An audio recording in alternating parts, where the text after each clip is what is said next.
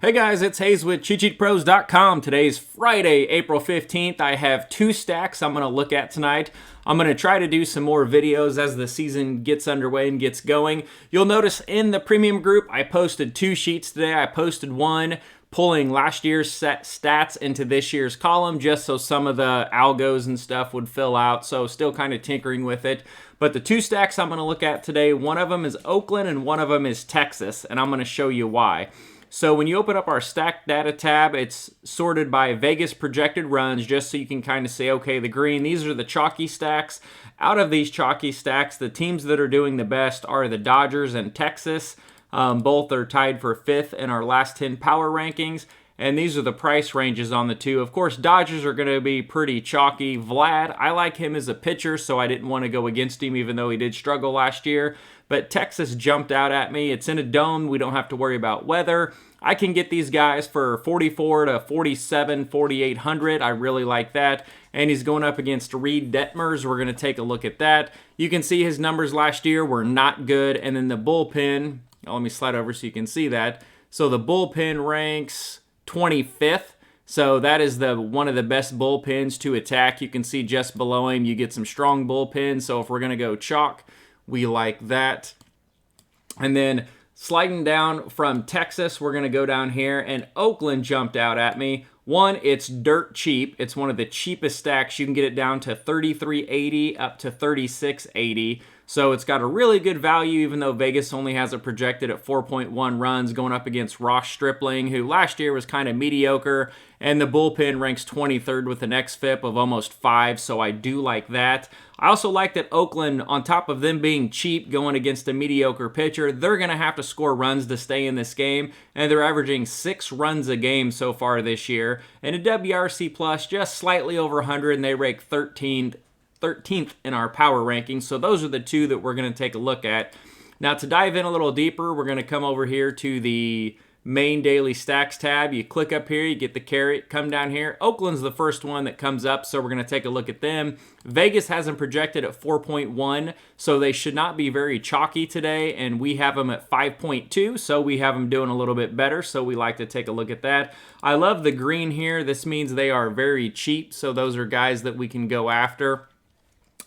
Taking a look at it, now you want to figure out who to stack. So that's going to be the key here. So let me try to blow this up a little bit so you can see it, because I know it gets kind of crazy.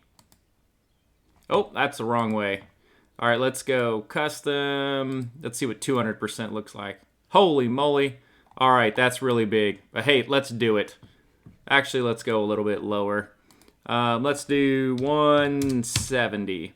All right, we get it down to 170, so this is zoomed in here. Now we know we want to stack Oakland, but what players do we want to do? We know we can get this stack pretty cheap, so we've got some wiggle room, and if we want to pay it for pitching, we want to get a cheap stack. So the first thing I do is I look at the fantasy points right here. Now, these bottom 3 hitters, looking at this, they're cold. They're not doing very good. They're not hitting very well. They have a high K rate.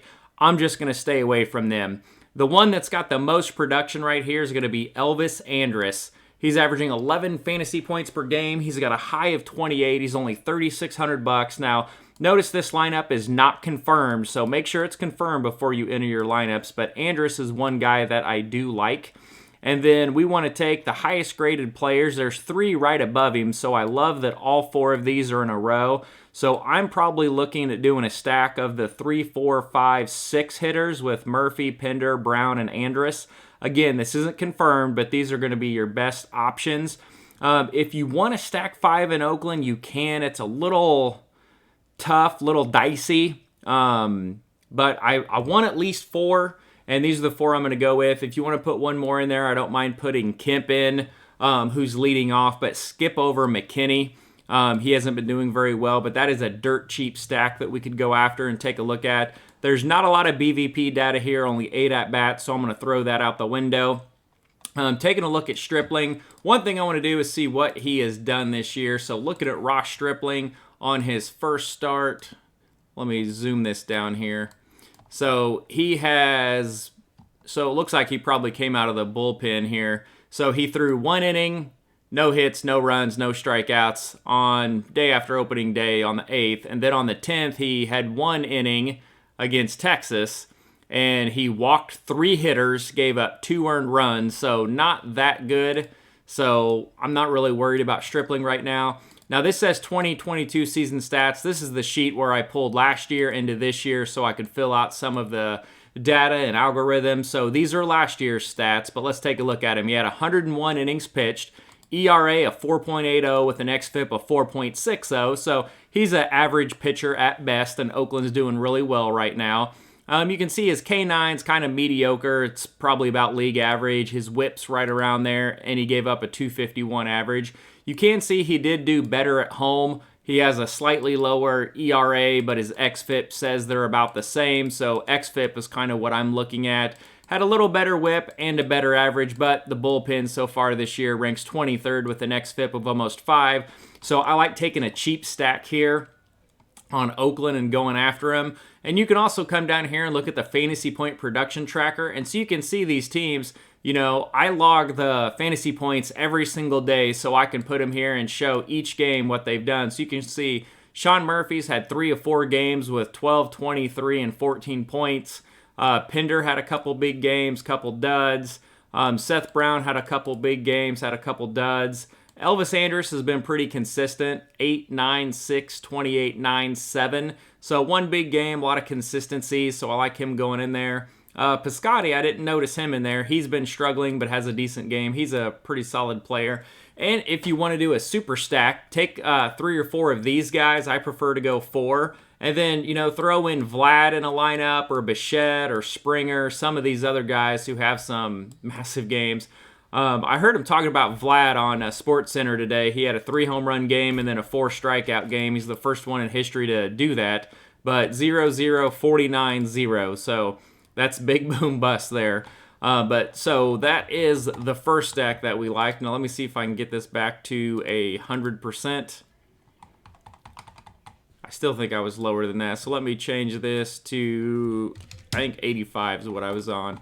All right, so Oakland's the first stack we want to take a look at for GPPs. Definitely not for cash. Now we're going to go down. We're going to take a look at Texas. So let me find... Okay, so Texas is on the road. Let me go see who they're playing. I didn't have it memorized. So Texas is playing the Angels. Okay, Angels is the road team. I apologize. So here, Texas is projected at 5.1 runs. We got them at 5.4, so we got them slightly better. Last 10 power ranking, they're sitting at 12th, so that's pretty good. They're second in runs per game at 5.7, so that's really good. Looking down here, I want to take a look at some of the hitters. Let me scroll over, make sure you guys can see this. So over here, we've got a pretty good mix of players. We only got a couple. Calhoun struggled. Andy Ibanez and Simeon. Wow, shocking. Simeon struggling.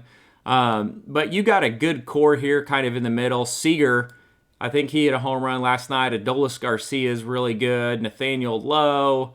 So we got a good mix of players in here that you can go with for this stack. But what I like about this is they're going up against Reed Detmers. So let me go ahead and blow this up to, let's do 135 this time so you can kind of see what I am looking at. So again, bullpen ranks 25th, so I love picking on the bullpen, especially since pitchers are not going very long. But Detmers, he's a left-handed pitcher, so I want to go ahead and see what this lineup looks like when they release it. Again, this is not a confirmed lineup. But last year, he only had 20 innings. And in those 20 innings, he had an ERA of 7, an xFIP of 5.86, a whip of 1.79, and a 2.95 average. He only had 10 innings home and 10 innings away, but a 2.95 average is terrible. On the road, he gave up a 3.54 average. So I want to take a look and see what he's done so far this year. So Reed Detmers, we're going to pull this down so you can see it. So he went out against Houston. He went 4 innings. He gave up 3 hits, walked 2, 3 strikeouts, and gave up 2 earned runs. So better than last year for sure, but definitely not someone that we're scared of by any means. And then looking at his lefty-righty splits, there's not going to be a lot of data that jumps out here. Of course, righties pegged him a little bit more. Yeah, I mean, he gave up a rough average. It's only 20 innings. I'm not going to spend a lot of time on it. But this is definitely a team that I want to take a look at possibly stacking. They've been doing really well. And this core right here, we have a lot of fantasy points per player, and they're really not priced too bad. Seager's up to 54, but we can kind of mix these up quite a bit, so that's not too awful bad. And then one of the things I always look for up here at the top is how the team does versus right-handed versus left-handed pitching. Again, this is really low in the year, but what I like to see is they have a very low strikeout rate, so they're making contact. And then even though it's 2 games, they're facing a lefty today, they have a WRC plus of 205 with a 457 WOBA, a 327 batting average. So you can see here versus righties, they're only batting 230 versus lefties, they're batting 327. And then they have a lower K rate that drops from 16.8, which is already fantastic, down to 14%. So I like them to get the hot start today. So Texas, I would use in cash or GPP. But those are the 2 stacks that I'm going to take a look at. So I don't have anything that jumped out as far as pitching yet. I'm probably looking at Rodon and maybe like a Brad Keller. He had a good start, but I'm still digging into who I want to use for DK pitchers. And we also, if you play tiers, we brought back the MLB tiers tab. I got it updated. I added some more stuff. I brought in the fantasy points tracker for the last 10 games in here, the BVP data. And then for the pitchers, I wanted to do a quick explainer on this. So this is the pitcher they're facing, and then you can see these stats versus righty-lefty, and it's highlighted green on the hitter, so you can quickly go down and look at the green and see who's got the big spot and who doesn't. So anyways, stack some Texas, stack some Oakland. That's what I'm going after tonight. Good luck, guys.